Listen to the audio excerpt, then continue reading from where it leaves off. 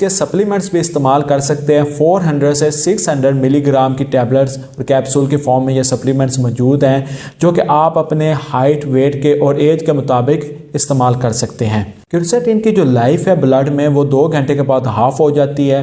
तो अगर आपका एलर्जिक रिएक्शन कम नहीं हुआ, मिनिमाइज नहीं हुआ, तो आप ऐसी चीज़ें अपनी खुराक में इस्तेमाल करते रहें जो कि रिच इन क्विरसेटिन हो।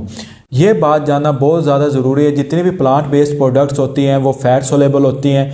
अगर आप कोई सप्लीमेंट ले रहे हैं, क्विरसेटिन सप्लीमेंट का इस्तेमाल कर रहे हैं, तो उसे मलाई वाले दूध के साथ इस्तेमाल करें, क्योंकि उससे इसकी ऑब्जॉर्प्शन फास्ट होती है, तेज़ होती है। अगर आप इसको डाइट के थ्रू मेंटेन करना चाहते हैं, आप यखनी वगैरह भी बना सकते हैं, और इसमें आप यखनी के बाद उसमें प्याज डाल लें, या इसमें पालक वगैरह भी डाल सकते हैं जो कि रिच इन क्विरसेटिन होती है। और आप पीनट बटर और एप्पल का कॉम्बिनेशन भी इस्तेमाल कर सकते हैं, क्योंकि apple is a rich source of क्विरसेटिन।